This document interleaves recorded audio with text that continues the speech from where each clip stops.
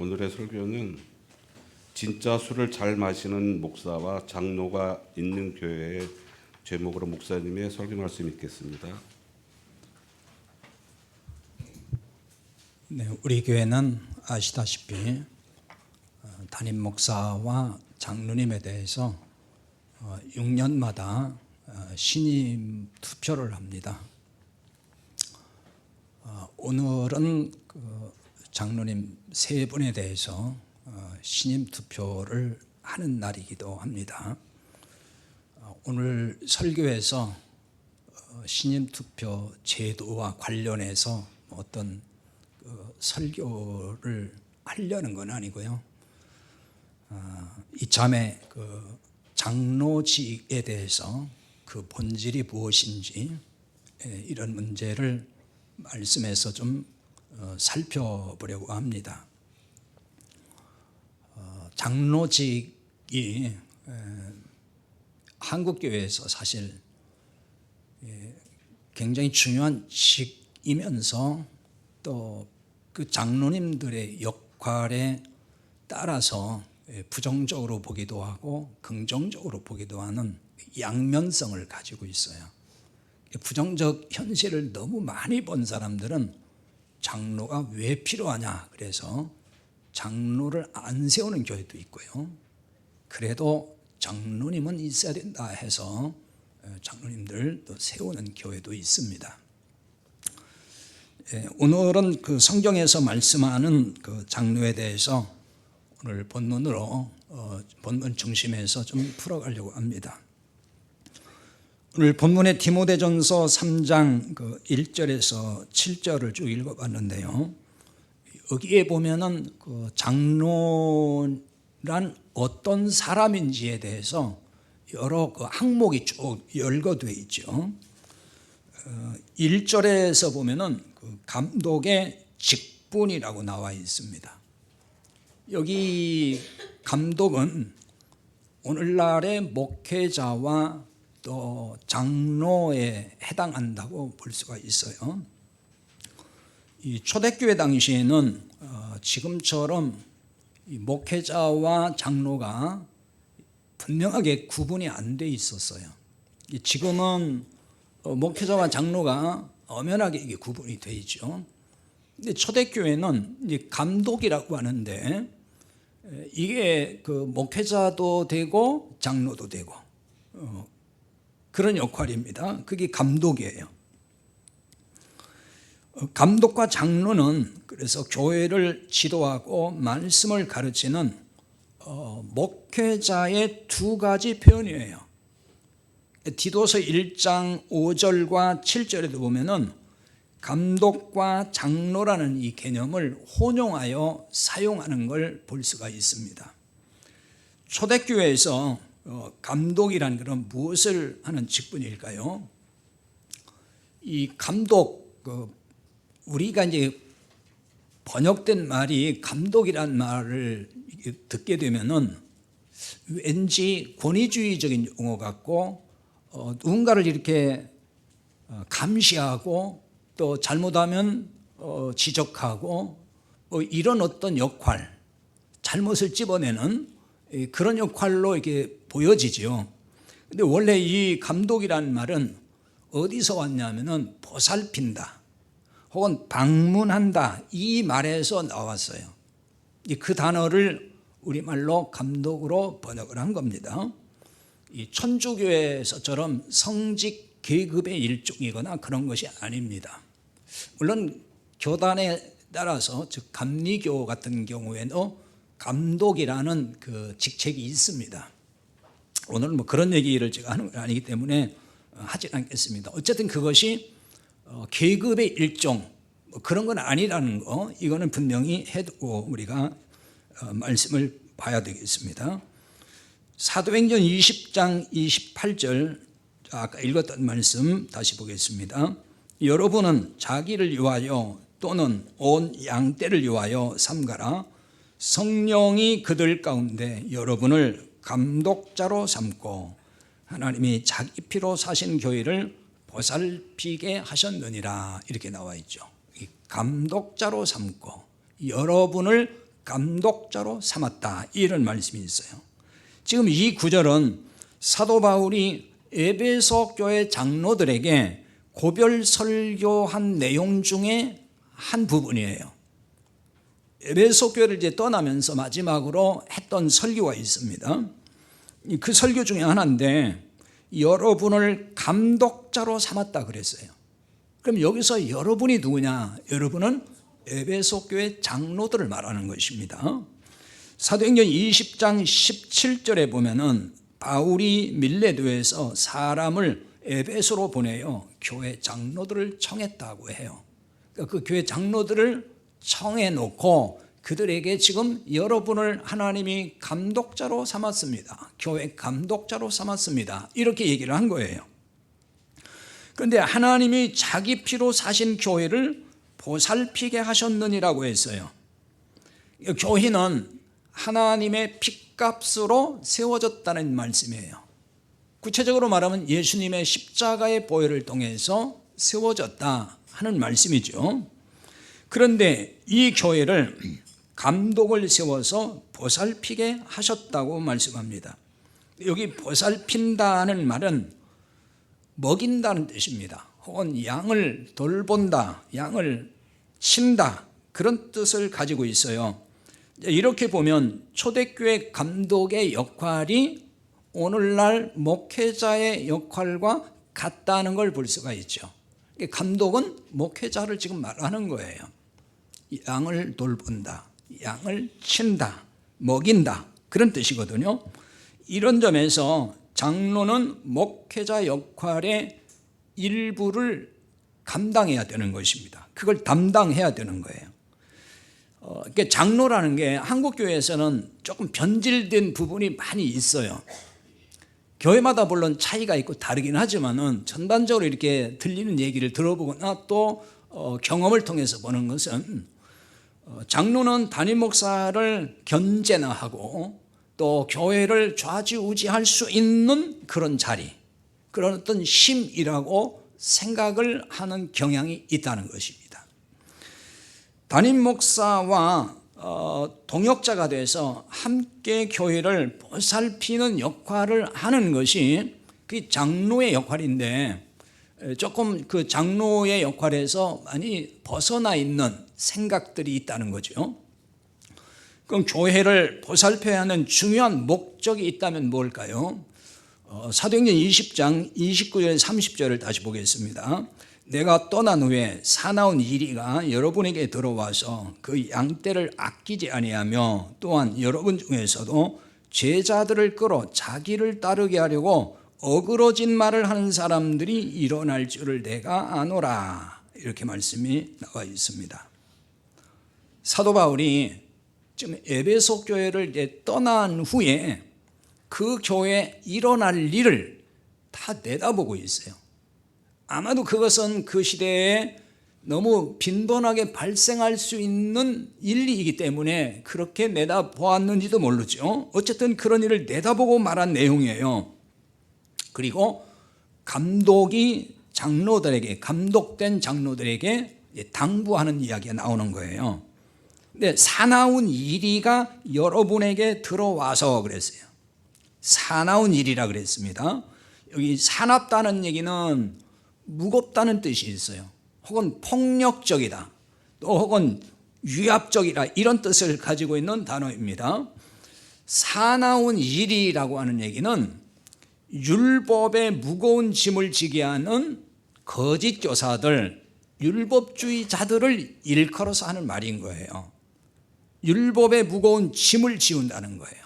때로는 그거를 거의 위압적으로, 폭력적으로 짐을 지워버리고 한다는 것입니다. 자, 이런 부분을 조금 더 이해할 수 있는 말씀이 예수님이 하신 말씀인데요. 마태이 23장 2절에서 4절에 있는 말씀인데 거기를 보겠습니다. 서기관들과 바리새인들이 모세의 자리에 앉았으니 그러므로 무엇이든지 그들이 말하는 바는 행하고 지키되 그들이 하는 행위는 본받지 말라. 그들은 말만 하고 행하지 아니하며 또 무거운 짐을 묻고 사람의 어깨에 지우되 자기는 이것을 한 손가락으로도 움직이려 하지 아니하며, 이런 말씀이 있어요. 당시 서기관과 바리새인들이 모세 자리에 앉았다는 겁니다. 모세는 율법을 대표하는 겁니다. 율법을 말해주는 건데, 그 율법의 자리에 앉아가지고 말은 굉장히 잘한다는 거예요. 말은 잘하는데 행동으로 옮기질 않아요. 행함이 없다는 거예요. 그래서 예수님 말씀이 뭐냐면은, 그들의 말은 다 좋은 말이니까 그 말은 본받아서 지키면 좋겠다. 그런데 그들의 행위는 절대로 본받지 말아라. 왜? 행위는 엉터리라는 거예요. 그러니까 말과 행실이 맞지 않는 사람들이란 얘기죠. 그 신뢰를 지금 들어주는 건데, 그게 뭐냐면은, 그들은 말만 하고 행하지 않는데 어떻게 하느냐, 무거운 짐을 사람의 어깨에다가 지우고 가게 한다는 거예요. 근데 그렇게 하고 자기는 손가락 하나 까딱하지 않는다는 거예요. 말만 한다는 얘기죠. 말로 다 명령하고 말로 지시하고 말로 의로운 체하고 다 자기가 가장 훌륭한 거고, 다른 사람에게는 그 무거운 짐을 다 지워서 짊어지고 가게 만들고 자기는 가만히 있다는 거예요. 그게 율법주의자들이라는 얘기를 예수님께서 하시는 겁니다. 초대교회 때에도 율법의 무거운 짐을 어깨에다 지우는 이 율법주의 이단들이 있었어요. 교회 들어와 가지고 율법의 무거운 짐을 계속 지워주는 거예요. 무겁게 만들어요. 사도 바울은 이런 이단이 교회에 들어올 것을 이미 예측을 하고 경계하고 있는 말씀을 지금 주고 있는 것입니다. 이들이 율법의 무거운 짐을 지게 했어요. 그리고 이 짐을 지지 않거나 또 제대로 감당하지 못하면 용서하지 아니했어요. 그 양떼를 아끼지 아니하며 라는 말씀이 그런 뜻인 거예요. 그 사도행전 20장 29절에 양떼를 아끼지 아니하며, 아끼다 하는 말은 용서하다는 뜻이 있습니다. 그러므로 아끼지 아니한다는 말은 용서하지 않는다는 뜻이 되겠죠. 용서하지 않는다는 거예요. 쉽게 말하면은 율법의 잣대로 늘상 정죄만 한다는 거예요. 너 이거 잘못했잖아, 이거 잘못했지, 이거 잘못했지, 계속 그렇게 지적하고 정죄한다는 얘기입니다. 하나님은 이미 다 용서하셨는데도 율법주의자들이 용서를 하지 않고 계속 정죄한다는 거예요. 오늘날도 율법주의에 갇힌 사람들은 비난과 정죄를 일삼습니다. 그걸 너무너무 쉽게 잘해요. 그게 율법주의의 특징이에요.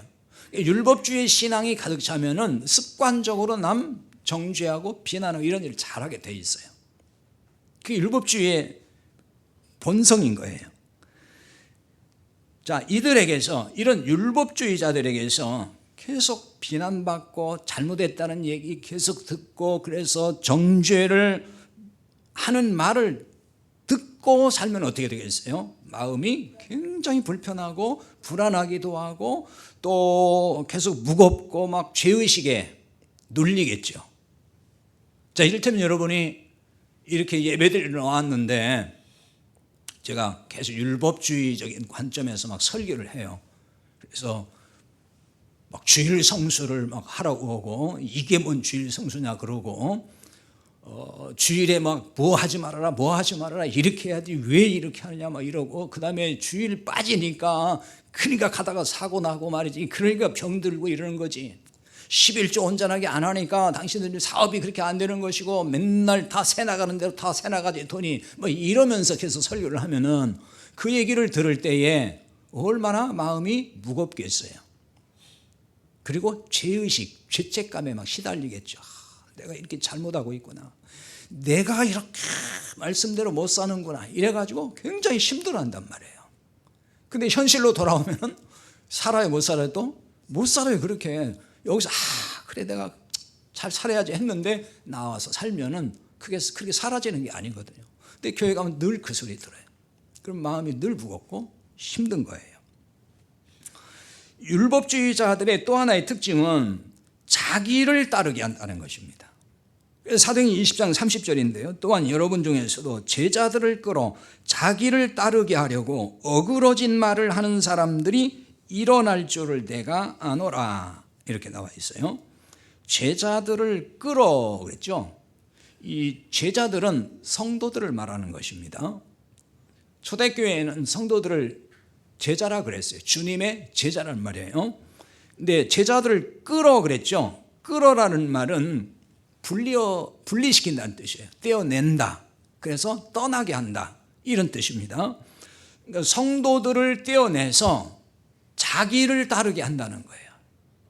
자신을 따르게 만든다. 그 얘기입니다. 성도들을 제자들이라 그랬죠. 누구의 제자예요? 주님의 제자들이죠. 그런데 주님의 제자들을 자기 제자들로 만들고 있다. 그 얘기를 하는 거예요. 이것이 복음을 모르는 율법주의자들의 행태라고 볼 수가 있어요. 자기를 따르게 한다 하는 말씀에서 이 따르다는 말은 뒤로 돌이킨다 이런 뜻이거든요. 예수님을 믿음으로 버리고 떠난 게 있잖아요. 우리가 예수님을 믿음으로 율법에서 떠났어요. 이제 거기서 자유롭게 됐잖아요. 율법에서 건진받았으니까. 그런데 다시 그곳으로 돌아가게 만든단 말이에요. 그걸 얘기하는 거예요. 자기를 따르게 한다는 말에서 따른다는 말은 율법으로 돌아가게 해서 거기에 얽매이게 만들고 그러므로 자신을 따르게 한다는 거예요. 그렇게 인도한 사람을 이제 따라가게 만든다는 얘기입니다.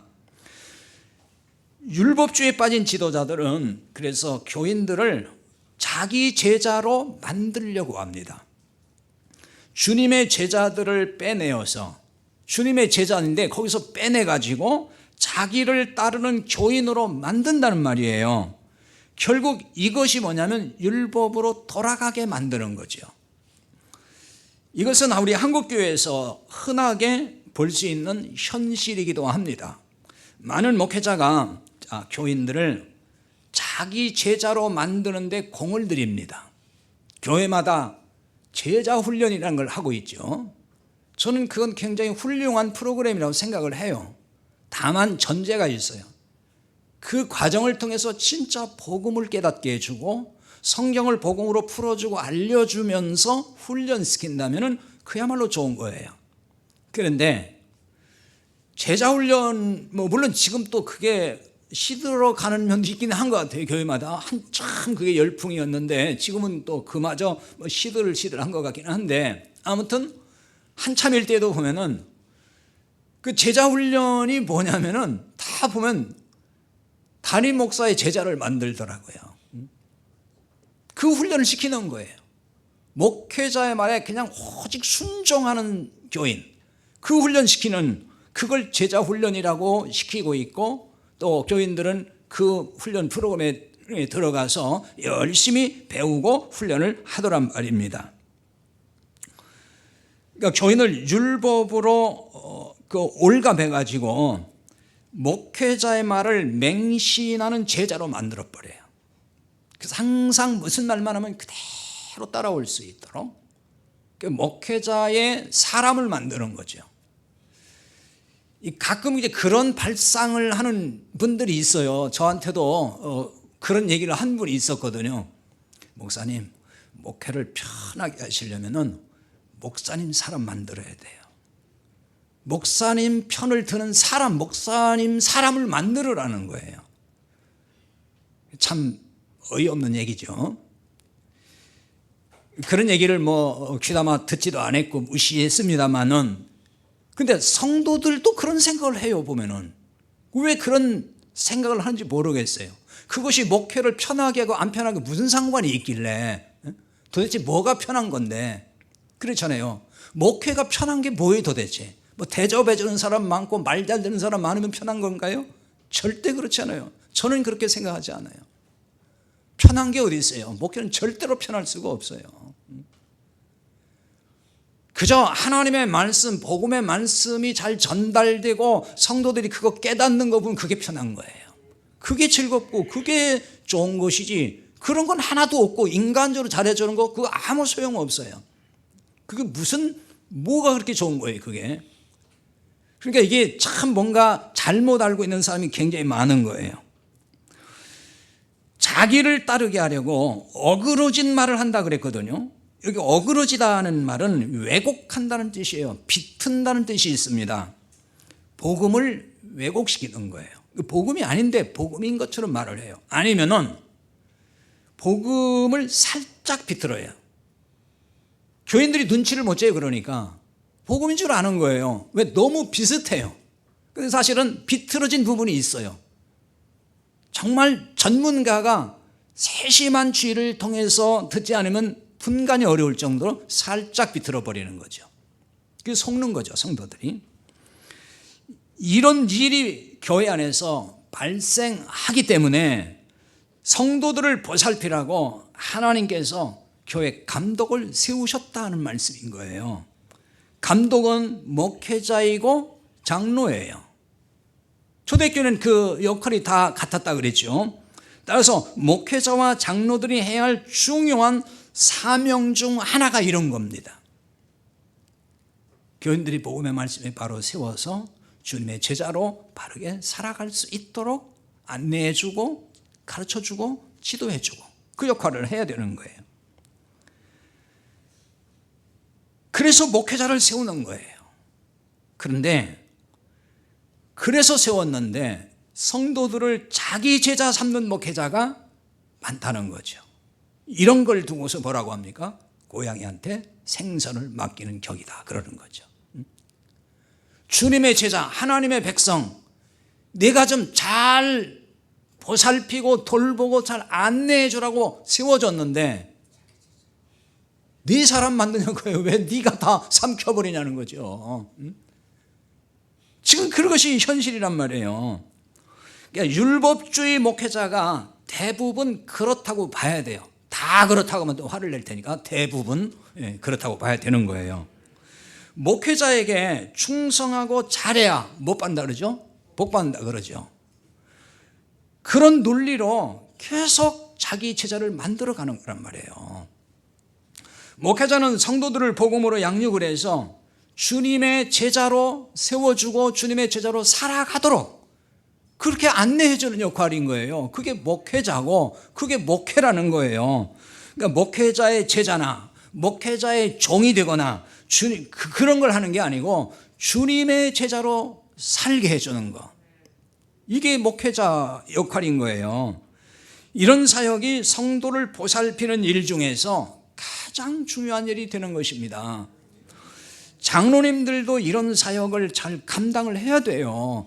그러기 위해서는 기본 전제가 장로님들의 눈이 열려야 돼요. 복음으로. 복음의 눈이 열려야 되는 것이지 복음의 눈이 열려 있지 않아요. 장로님들이 그냥 율법주의 신앙에 찌들었어요. 그러면 성도들을 복음으로 인도해 줄 수 없잖아요. 같이 가지 그냥 같이. 주님의 제자들을 제자 되게 또 그렇게 살아가도록 보살피는 역할을 하기 위해서는 장로님들이 복음의 눈이 활짝 열려야 되는 거예요. 이런 역할이 장로님들이 해야 될 굉장히 중요한 일인 거예요.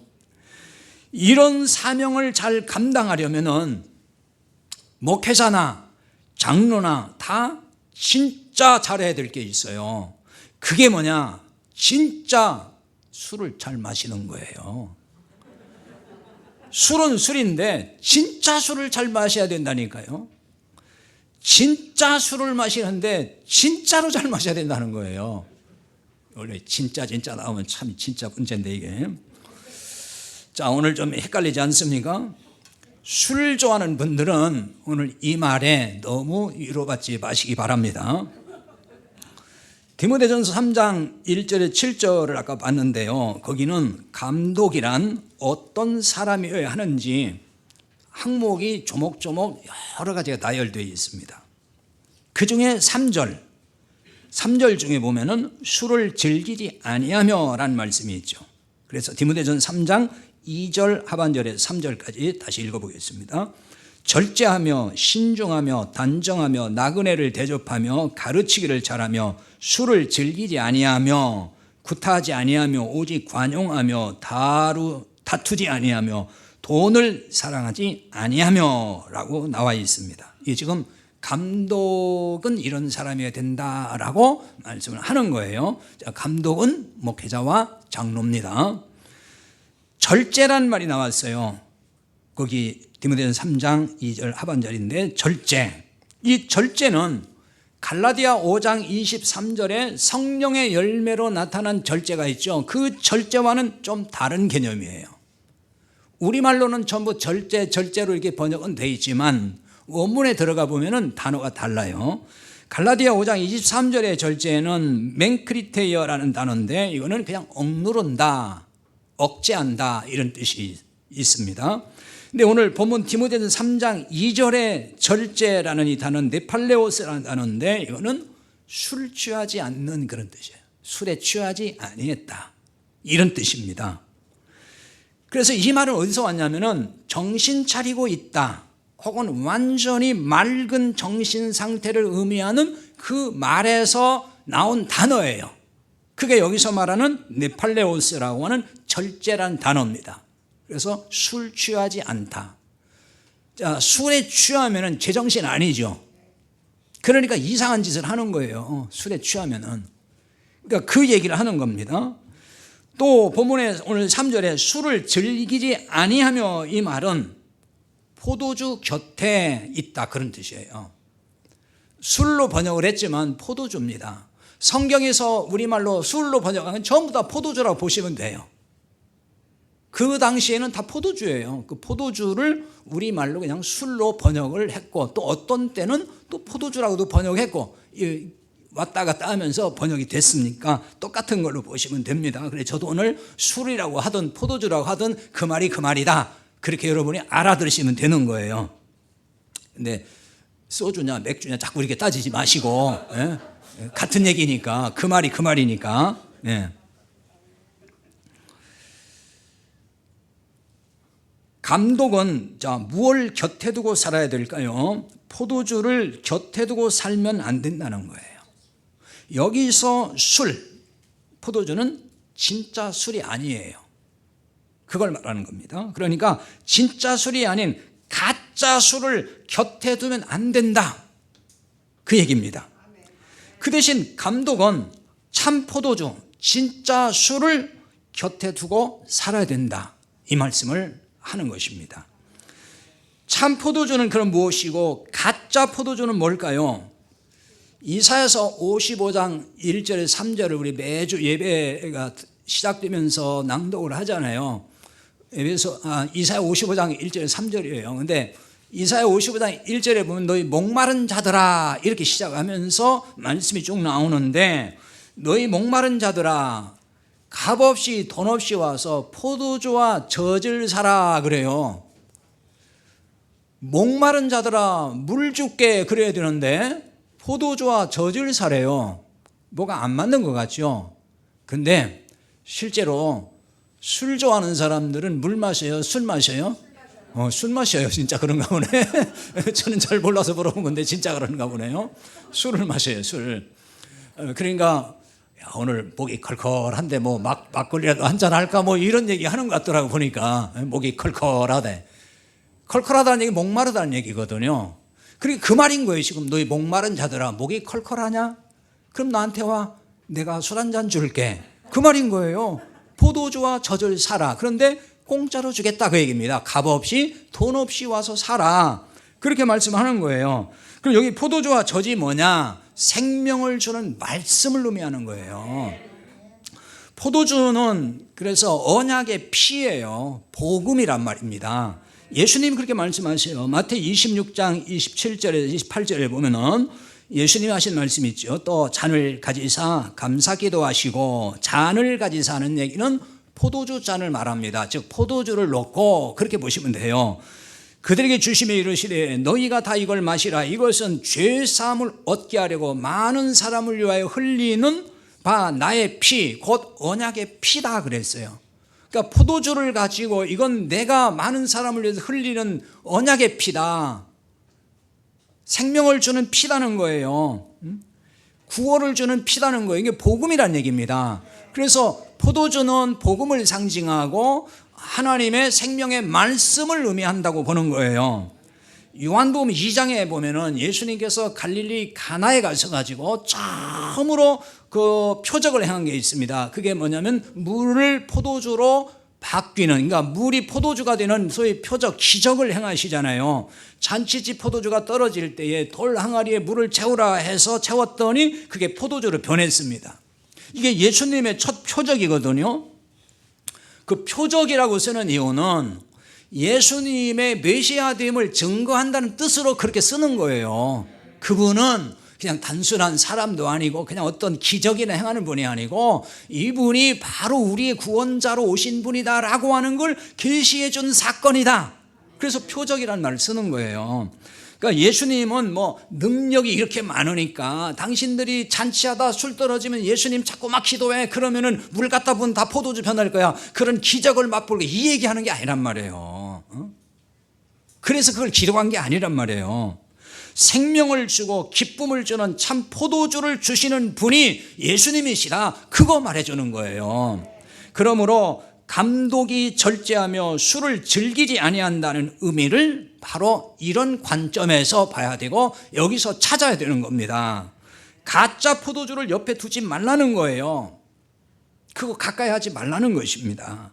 반면에 참 포도주를 옆에 둬야 한다, 그런 뜻이에요. 그러면 가짜 포도주가 뭘까요? 참 포도주가 언약의 피로 복음이라면 이제 그 반대예요. 그러니까 그게 뭐예요? 율법주의를 말하는 거예요. 복음과 반대가 율법주의예요. 그게 가짜 포도주입니다. 율법은 참 포도주의 그림자였어요. 구약의 율법은 오실 예수 그리스도, 좋은 일의 그림자라고 히브리서 10장 1절에서 분명히 말씀하고 있어요. 그러니까 구약은 다 그림자예요. 사실은 예수 그리스도를 보여주는 거란 말이에요. 그러니까 구약의 율법도 그 포도주에 대한 그림자, 참 포도주, 진짜가 아니란 말이죠. 참 포도주인 복음을 모르면은 가짜 포도주인 율법을 붙들고 그 율법을 옆에다 두고 산다는 거예요. 자, 이 부분을 좀 더 볼 수 있는 부분이 누가복음 5장 37절에서 39절이거든요. 자, 거기 예수님이 이런 말씀하셨어요. 새 포도주를 낡은 가죽 부대에 넣는 자가 없나니 만일 그렇게 하면 새 포도주가 부대를 터뜨려 포도주가 쏟아지고 부대도 못 쓰게 되리라. 새 포도주는 새 부대에 넣어야 할 것이니라. 묵은 포도주를 마시고 새 것을 원하는 자가 없나니 이는 묵은 것이 좋다 함이니라. 이런 말씀이 있어요. 예수님은 이 복음과 율법을 새 포도주와 묵은 포도주로 비교해서 말씀을 하셨어요. 새 포도주와 새 부대는 은혜 복음을 의미하는 거예요. 묵은 포도주와 낡은 부대는 구약의 율법을 의미하는 거예요. 그런데 묵은 포도주를 마시고 새 것을 원하는 자가 없다는 거예요. 왜냐하면 묵은 포도주가 좋다고 한다는 거죠. 당시 이거는 유대인들이 많이 쓰는 격언을 사용해서 예수님이 지금 교훈하시는 거예요. 묵은 포도주가 맛있다고 한다는 거죠. 새 포도주 싫대, 묵은 포도주가 맛있대. 실제로 그렇다면서요. 저는 포도주를 안 먹어봐서 모르겠는데 성찬식 때 의외는 안 먹어봤어요. 그 오래 묵은 걸수록 좋다면서요. 비싸고, 예, 뭐 100년 된 무슨 뭐 포도주 이런 거 엄청 비싸다고 그러대요. 아무튼 유대인들도 그러는 거예요. 묵은 포도주가 맛있다 그러면서 새 포도주 싫다 이렇게 얘기한다는 거예요. 새 포도주를 원하지 않는다는 거죠. 그러니까 예수님은 바로 그 시대의 그런 상황을 통해서 복음과 율법을 예수님이 설명해 주시는 거란 말이에요. 그러니까 이 말씀은 당시 바리새인과 서기관들을 두고 하시는 말씀이거든요. 묵은 포도주인 율법에 취해가지고 새 포도주인 복음을 거부하고 있단 말이에요. 그러니까 초대교회 당시에도 율법주의에 빠진 자들이 참 복음을 거부했어요. 싫다고 그랬습니다.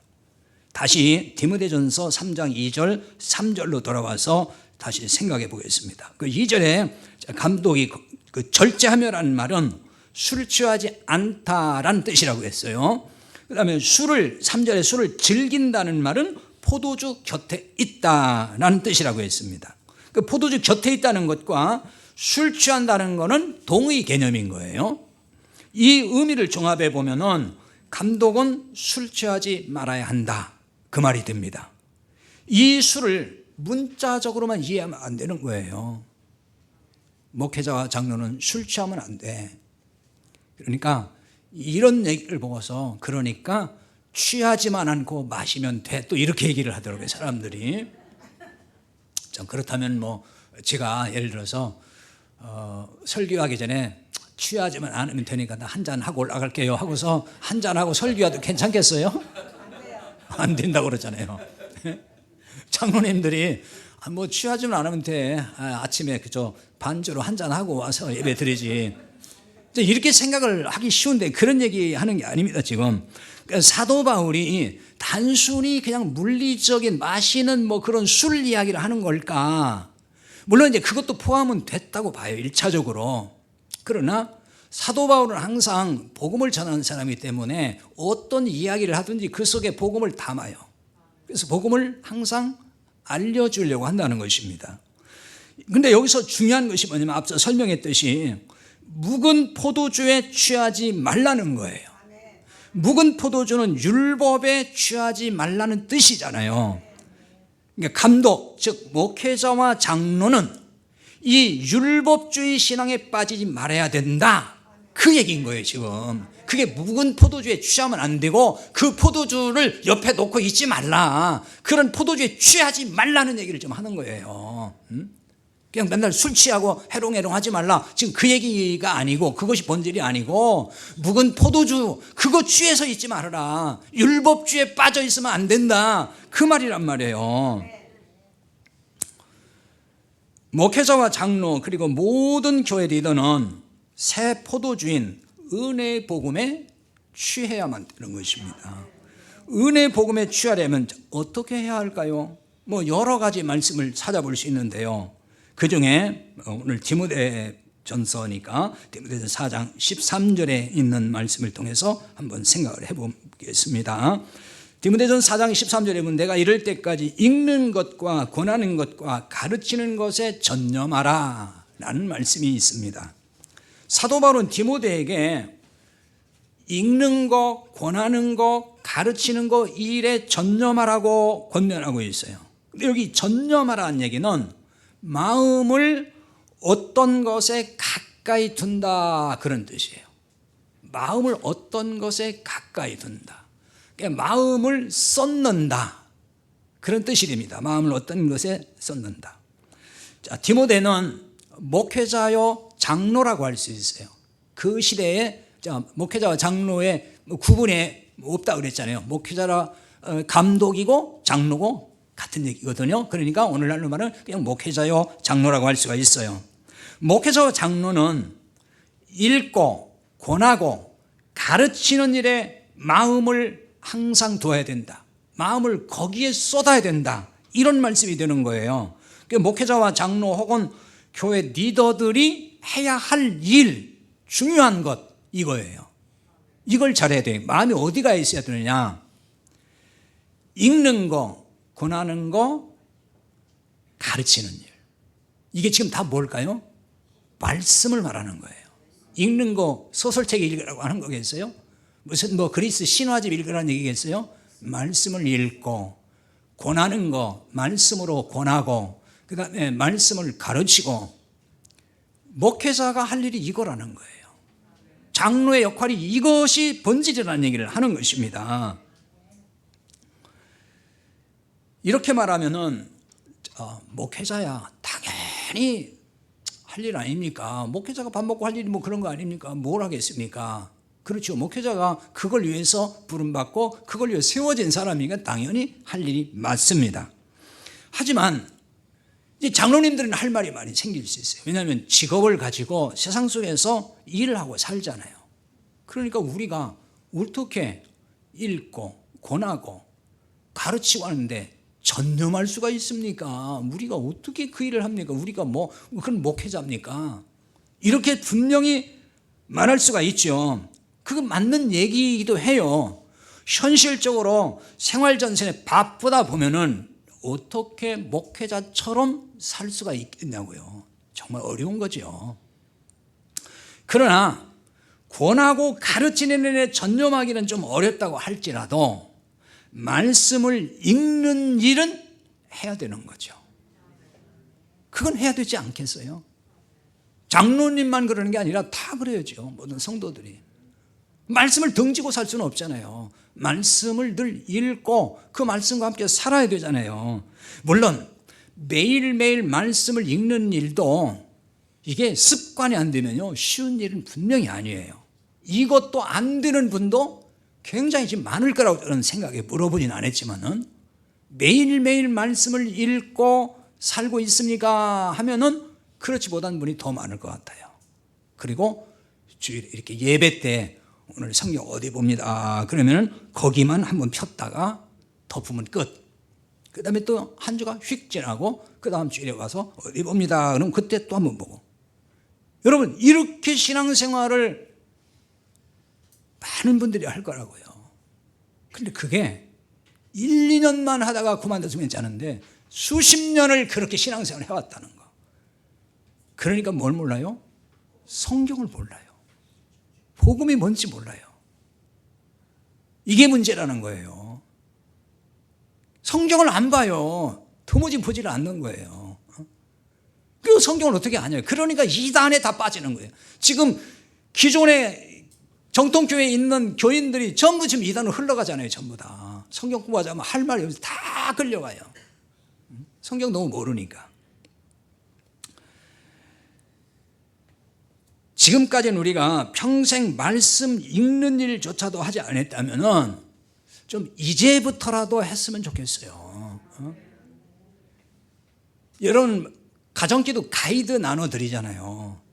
그 읽어야 될 말씀의 분량이 아주 짧아요. 사실은 길지 않거든요. 제발 그 말씀만 해도 읽어보시라는 거예요.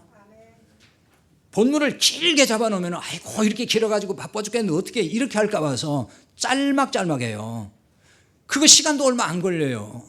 그러니까 여러분이 하루에 아무리 못해도 한 30분이라도 좀 투자를 해서 말씀도 읽고 또 그 내용 이해하기 어려우니까 그냥 거기 해설된 것도 한번 읽어보고 참고하라는 얘기예요. 그냥 참고도 해보고 궁금한 거 있으면 또 공부도 하고 이런 노력이 좀 필요한 거예요. 그래서 여기 읽는다, 읽는 일 그랬죠. 읽는 것. 그런데 읽는다는 얘기는 단순히 그냥 신문 쭉 읽듯이 소설책 읽듯이 그 읽는다는 얘기가 아니고요. 여기서 읽는다는 말은 알기 위해서 읽는다 그런 뜻이에요. 그러니까 알기 위해서 읽기 때문에 관찰을 의미하는 거예요. 이게 그런 뜻이 담겨 있어요. 관찰, 세심하게 보는 거죠. 성경을 알기 위해서 공부하는 거 필요합니다. 특히 영적 리더인 목회자나 장로는 누구보다도 말씀을 공부하며 가까이 해야 돼요. 그래야만이 사도행전 20장 28절 말씀대로 하나님이 자기 피로 사신 교회를 보살필 수가 있는 거예요. 보살핀다라는 말은 양을 돌본다 그런 뜻입니다. 뭘로 돌보는 거예요? 말씀으로. 그거예요. 뭐 인간적으로 뭐 이렇게 잘해주는 거 그것도 좋지만은 그 본질 아니에요. 말씀으로 돌보지 않고 인간적으로만 잘해주는 건 꽝이에요. 꽝. 그건 아무것도 아닌 거예요. 보살피다 그랬는데요. 이 보살피다라는 말은 포이마니오라는 단어인데 이 말은 우리가 잘 아는 목자, 목동, 포이맨 그러거든요. 그 말에서 왔어요. 그래서 여기 보살핀다는 얘기는 양을 먹이고 지키는 역할, 그걸 의미하는 거예요. 성경이 말하는 목회자나 장로의 역할에서 가장 중요한 걸 꼽으라는 바로 이거란 말이에요. 이거 빼놓고는 얘기할 수가 없어요. 그런데 대부분 교회에서 장로의 역할이 이와는 좀 거리가 멀죠. 솔직히 그렇죠. 제가 목회하면서 경험한 바도 그렇고 또 한국교회 여러 교회들 이야기를 들어봐도 그래요. 물론 그렇지 않은 교회도 있는 건 사실이에요. 아주 드물어요. 그런 교회는. 그러니까 장로의 역할이 정말 말씀으로 성도들을 양육하고 돌보고 안내해주고 이런 역할을 하는 장로님들 정말 드물어요. 그걸 위해서 장로를 세우는 교회는 별로 없어요. 그걸 위해서. 그 말은 뭐냐면은 교회에서 장로를 세우는 기준이 복음적이지 않다는 걸 그대로 말해주는 거예요. 또 장로를 세우는 목적이 성경적이지 않다는 걸 드러내주는 거거든요. 그런 현실이 지금. 그래서 장로를 세울 때 물론 자 오늘 뭐 이런 장로 얘기는 사실 우리 교회하고는 뭐 거리가 있고 별로 상관도 없는 얘기가 많이 있어요. 다른 교회 많은 이야기들을 많이 듣기 때문에 또 이 설교를 뭐 여러분만 듣는 게 아니고 많은 사람이 듣기 때문에 하는 거거든요. 그러니까 요즘 한국 교회가 잘못 가고 있는 것 중에 하나가 그 장로직에 대한 오해, 또 장로를 세우는 기준 이런 게 많이 문제가 있어요. 주로 이제 경제력이 있는 사람 중에서 세우잖아요. 그렇죠? 가난한 사람은 장로를 안 세우더라고요. 아니 가난한 사람이 장로 되면 안 되나요? 성경에 그런 게 어디 있어요? 이상하게 돈 있는 사람 찾아서 많이 부족한데도 돈이 많다 그거예요. 돈을 잘 낸다 그거예요. 그런 사람 세우고 그 다음에는 또 사회적 지위가 있거나 명성이 있거나 명예가 있거나 유명한 사람 그런 사람 오면은 뭐 굉장히 다른 건 부족해 신앙적이지도 않아요. 그런데도 그냥 막 세워줘요. 이런 현실 이거 뭐가 굉장히 잘못 가고 있는 거죠. 시쳇말로 돈장로, 간판장로 이런 말이 있어요. 들어보셨나요? 그러니까 이 얘기예요. 교회에 좀 목돈이 필요할 때에 뭉칫돈이라도 몇 천만 원이라도 퍽퍽 낼 수 있는 그런 장로를 돈장로라 그런다는 거예요. 그러니까 다른 건 안 보는 거예요. 그 사람 믿음이 좋은지 뭐 그 사람에게 어떤 신앙이 있는지 그게 중요하지 않아요. 그냥 주일에 예배 잘 나오고 하니까 돈만 잘 내면 돼. 장로 시켜주는 거예요. 또 유명 인사를 장로 시켜줘요. 그게 뭐냐면은 그러니까 교회 이름을 알리는 장로, 그래서 간판 장로라 그러는 거예요. 이런 교회들 있잖아요. 우리 교회 말이야 5선 국회의원 아무 게 있지 우리 교회 장로님이야. 그래서 어쩌다는 거예요? 우리 교회 그 장관 있지 우리 교회 장로님이야. 그래서 어쩌다는 거냔 말이에요. 그러니까 교회 홍보용으로 뭐 대단한 교회인 것처럼 여러분 세상에 잘난 사람 모였다고 해서 그게 대단한 교회인가요? 뭐 예수님이 언제 뭐 그걸 대단한 교회라고 칭찬하신 적이 있어요? 착각하면 안 되는 거예요. 세상 자랑 다 버리라고 그랬잖아요. 교회에서는 그냥 죽은 듯이 다 있어야 되는 거예요. 앞으로 누가 오든지 무슨 뭐 국회의원이 오든 대통령이 오든 누가 오든지 다 죽은 듯이 계급장 다 떼고 앉아 있어야 되는 것이지 무슨 여기서 뭐 나 이런 사람인데 이런 사람은 지금 우리 교회는 올 수도 없어요. 사실은 왜? 우리는 대접할 사람도 없으니까요. 네. 자, 우리 교회 장로님들과는 전혀 상관없는 일이긴 하지만은 이게 한국 교회 참 어두운 그런 현실이기도 해요. 그러니까 장로의 역할에서 가장 중요한 게 무슨 돈 많이 내는 거 그런 거 아니잖아요. 또 교회 홍보용 얼굴 되는 것도 아니란 말이에요. 장로는 양을 먹이고 지키는 목자와 같은 겁니다. 목회자만 이런 역할을 하는 게 아니라 이게 장로의 중요한 소임인 거예요. 이런 역할을 못하기 때문에 다른 역할에서 존재감을 찾으려고 하는 겁니다. 지금 장로님들이. 뭐 우리 교회 얘기하는 거 아니니까요. 걱정하지 말고 들으세요. 그러니까 장로님의 역할을 바로 이렇게 말씀으로 섬기고 돌보는 역할을 하면서 장로로서의 위치를 찾아가고 존재감을 거기서 느껴야 되는데 그게 아니고 그걸 못하니까 그런 걸 안 하니까 다른 데서 찾아요. 다른 데서. 그게 뭘까요? 장로의 직을 오해를 자꾸 하는 거죠. 어떤 오해를 하냐면은 장로가 되면은 교회 운영권을 가진 힘 있는 자리라고 생각한다는 거예요. 교회 운영권을 가졌다는 거예요. 운영권. 뭐 운영 이사라도 되는 줄 알아요. 그 교회를 마음대로 하는 거예요. 좌지우지하려고 하는 거죠.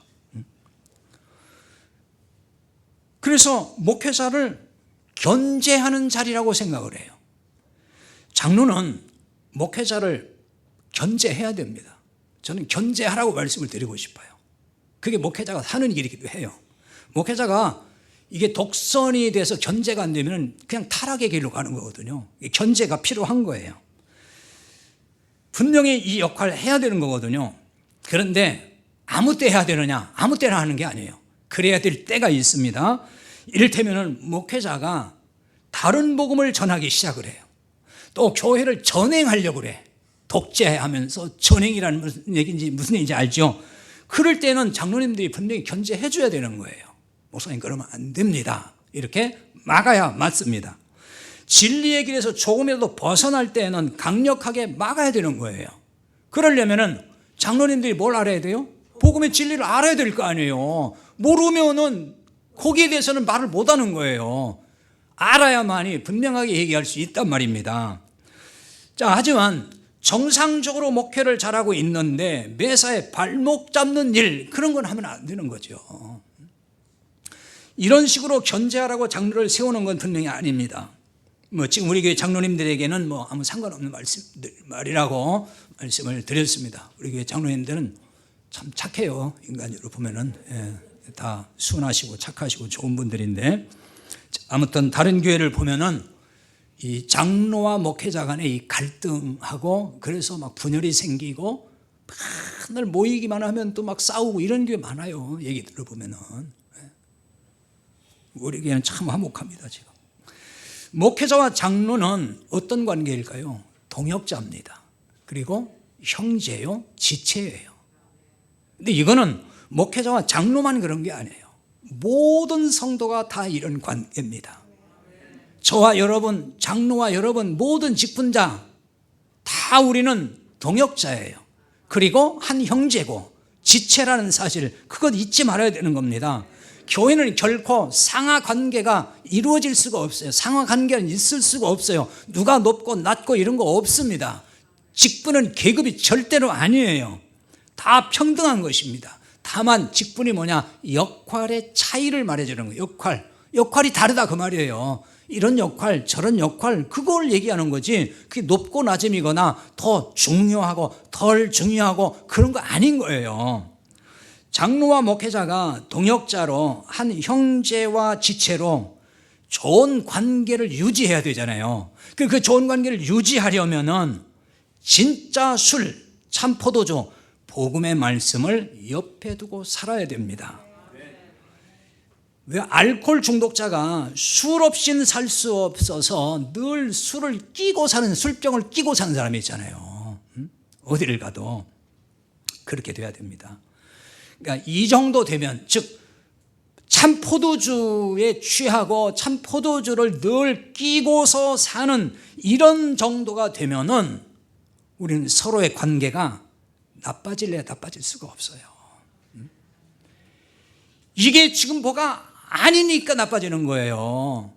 소통이 안 돼. 왜 소통이 안 될까요? 하나는 율법주의 신앙, 하나는 복음적인 신앙. 소통 안 됩니다. 딱 막히게 돼 있어요. 어느 지점에 가면은. 잘 되다가도 어느 지점에 딱 부딪힌다니까요. 그래서 힘든 거예요. 복음 안에서 소통이 원활하고 진정한 동역자로 형제로 서로 섬기려면은 참 포도주, 그걸로 취해야 돼요. 은혜 복음이 충만해야 된다 그 말입니다. 그럼 이런 관계를 잘 유지할 수가 있어요. 주님의 마음으로 같은 마음을 품고 거룩한 술을 한 잔씩 나누면서, 그게 말씀의 나눔인 거예요.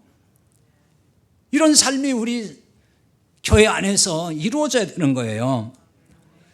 그러니까 우리는 진짜 술을 하루라도 마시지 못하면 살 수 없다는 고백이 나와야 됩니다. 묵은 포도주 율법이 아니라 새 포도주인 은혜의 복음, 나 그거 없으면 난 하루도 못 살아요. 이 고백이 있어야 되는 거죠. 우리가 모두 그래야 하지만은 우리 장로님들은 특히 그래야 된다, 그런 얘기입니다. 새 포도주인 진짜 술 맛을 알면은 물리적인 술도 그 맛이 다 떨어지는 거예요. 소주, 맥주, 또 뭐 있나요? 막걸리. 그 맛있다고 마시잖아요. 맛 없으면 안 마셔요. 근데 진짜 포도주, 그 술의 맛을 알면은 그 세상 술은 맛이 없다니까요. 저는 안 마셔봐서 몰라요. 맛있는지 안 맛있는지. 근데 그런 얘기 하는 분은 들었어요. 자기가 진짜 복음을 깨닫고 변화되고 보니까 술 맛이 없더래요. 이제는. 전에는 그렇게 달달하니 맛있었는데 맛이 없대요. 그러니까 안 마셔요. 우리가 진짜 참 포도주로 술 맛을 알잖아요. 그러면은 세상에 그렇게 좋아 보였던 것들이요, 좋아 보이질 않아요. 그렇게 좋아했던 돈도, 명예도, 권세도, 또 세상 쾌락도, 무슨 성공, 출세 이런 거 그렇게 좋아 보이질 않아요. 그게 그렇게 막 부러워하고 그것에 막 목매여서 막 그거 얻으려고 하지 않는단 말이에요. 그러니까 이 정도는 좀 되어야 장로로서의 사명을 자유롭게 감당할 수 있지 않을까요? 여기에 매여 있으면은 생각이 다 거기 있잖아요. 사실 목회자는 당연히 그렇게 해야 되지만은 우리 장로님들은 그래도 자, 예배를 드리고 떠나서 자, 나가서 세상 속에 있어요. 그럼에도 불구하고 늘 교회가 생각나고 성도가 생각나고 그 성도의 신앙이 생각나고 이런 생각. 근데 오로지 그냥 세상 일에 꽂혀가지고 그게 빠져 있고 그러다가 그냥 주일 아침에서 조금 정신 차리고 나와서 그냥 예배 드리고 이러면은 과연 될까? 그런 생각이 들어요. 장로님만 그런 게 아니고 우리 권사님들, 집사님들 다 마찬가지 아니겠습니까? 새 포도주로 우리는 날마다 취하여 살아야 됩니다. 그러면 세상 것에 취할 일이 없어요. 그러면요, 신앙생활이 지금보다 훨씬 여러분이 자유로워집니다. 그리고 교회 생활이 평안하고 행복해져요. 그러니 주님이 주시는 진짜 술을 진짜 잘 마시는 우리 공동체가 될 수 있기를 바랍니다. 기도하십시다. 오늘 말씀을 붙들고 기도하겠습니다.